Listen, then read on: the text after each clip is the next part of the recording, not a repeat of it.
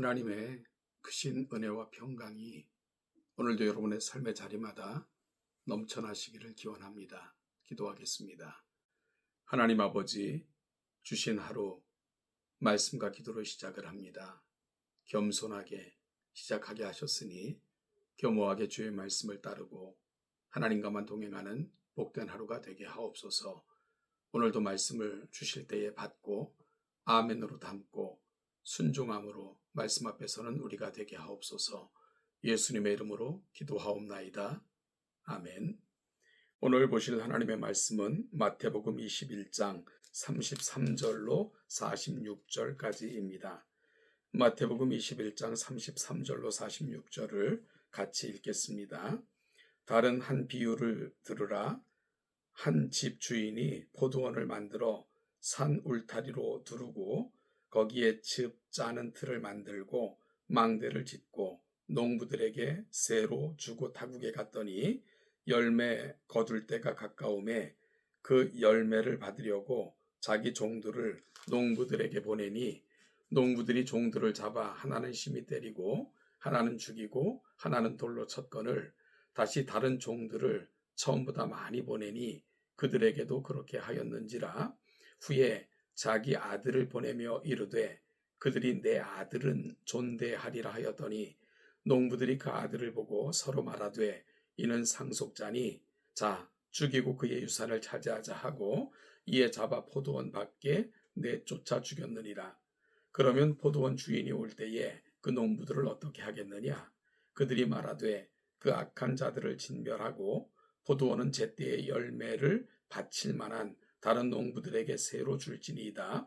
예수께서 이르시되 너희가 성경에 건축자들이 버린 돌이 모퉁이의 머릿돌이 되었나니 이것은 주로 말미암아 된 것이요 우리 눈에 기이하도다 함을 읽어본 일이 없느냐. 그러므로 내가 너희에게 이르노니 하나님의 나라를 너희는 빼앗기고 그 나라의 열매 맺는 백성이 받으리라. 이 돌 위에 떨어지는 자는 깨지겠고 이 돌이 사람 위에 떨어지면 그를 가루로 만들어 흩으리라 하시니 대제사장들과 바리새인들이 예수의 비유를 듣고 자기들을 가리켜 말씀하심인 줄 알고 잡고자 하나 무리를 무서워하니 이는 그들이 예수를 선지자로 알미었더라. 아멘. 오늘 본문의 비유의 배경을 살펴볼 것 같으면 23절에서 예수님께서 이제 마지막 예루살렘 사역을 감당하시고자 입성하셔서 가르치시고 또한 일을 행하실 때에 대제사장들과 또 백성의 장로들이 이 일을 못마땅하게 여겨 시비를 걸게 됩니다. 그러면서 예수께 묻기를 대제사장들과 백성의 장로들이 네가 무슨 권위로 이런 일을 하느냐? 또 누가 이 권위를 주었느냐? 라고 예수께 도전을 했지요. 그러자 이런 도전 앞에서 예수님께서는 앞서 그들에게 세례 요한에 대해서 질문하시면서 그들이 얼마나 하나님의 말씀 앞에 무지한가 하는 것을 보여주셨을 뿐만 아니라 또한 한 비유를 베푸셨는데 두 아들의 비유를 통해서 그들의 위선과 그리고 또한 겉으로는 순종하는 것 같지만 말씀의 본질과 본의 그리고 또한 그 정신으로부터 멀어져 있는 그들의 모습을 보여주셨습니다. 예수님께서는 그들에게 또 한 비유를 설명을 하셨는데 오늘 함께 읽은 본문이 바로 예수님께서 베푸신 또 다른 비유입니다.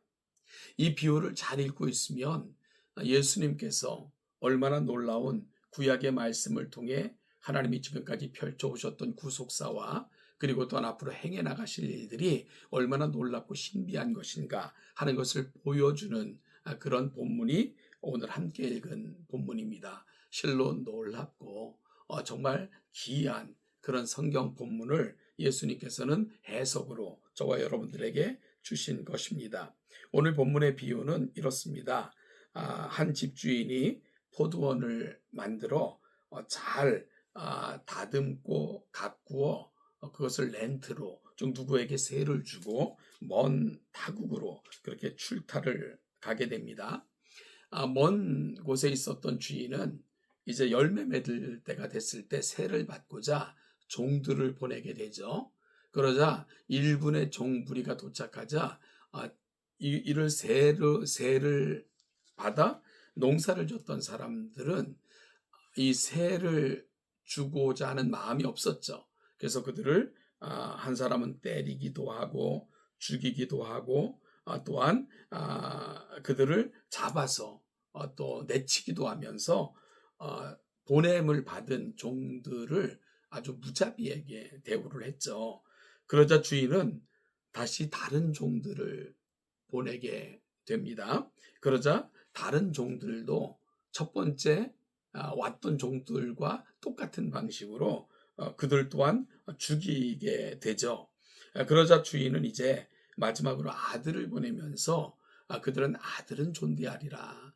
아들까지 보냈는데 하면서 아들을 보냈는데요. 농부들이 이 아들을 대한 방식이 뭡니까? 서로 보면서 이렇게 말해요. 이는 상속자니 자 죽이고 그의 유산을 차지하자 하고 이에 잡아서 포도원 밖으로 내쫓아 죽이게 되는 만행을 저지르게 됩니다. 자, 이 비유 끝에 예수님께서는 이런 질문을 하셨어요. 그렇다면 포도원 주인이 올 때에 그 농부들을 어떻게 하겠냐라고 물으셨습니다. 그러자 대제사장들과 또 장로들은 이렇게 대답을 하죠. 그 악한 자들을 진멸하고 포도원은 제때에 열매를 바칠 만한 다른 농부에게 새로 줄 것입니다. 라고 이렇게 대답을 하게 됩니다. 그래서 예수님께서는 42절 시편 118편 내 말씀을 인용하면서 하나님께서 펼쳐가실 위대한 역사와 누가 그 위에 세움을 받을 인생인가 하는 것을 설명하면서 오늘 비유를 마무리하게 되고요.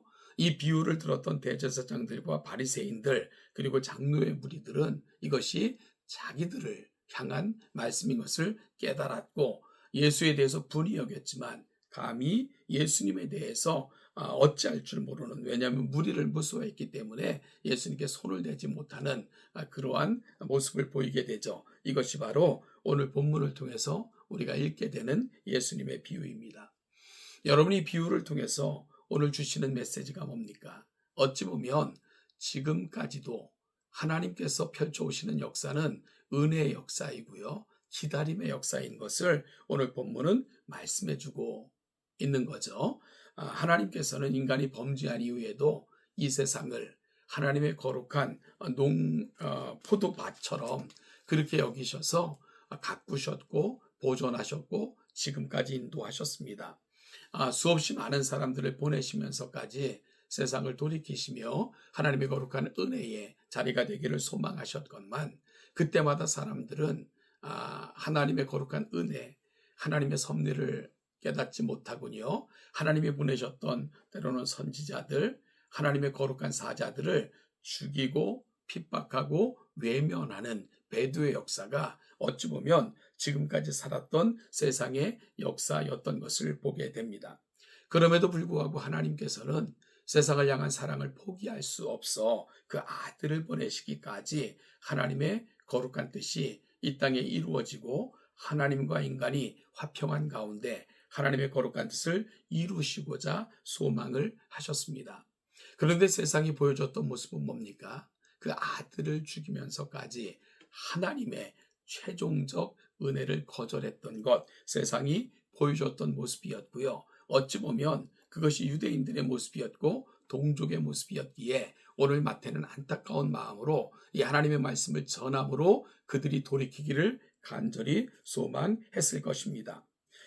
마태는 분명히 알기를 시편 118편 건축자들이 버린 돌이 모퉁이의 머릿돌이 되었나니 이것은 주로 말미암아 된 것이요 우리 눈에 기이하도다 하는 말씀을 인용하면서 예수는 이 땅에 오신 최종적 하나님의 자비이고 최종적 하나님의 섭리라는 것을 분명하게 말씀하시면서 이 돌에 거치거나 이 돌 위에 떨어지는 자는 결코 하나님의 은혜를 받을 수 없음을 분명하게 선포하고 있는 것입니다.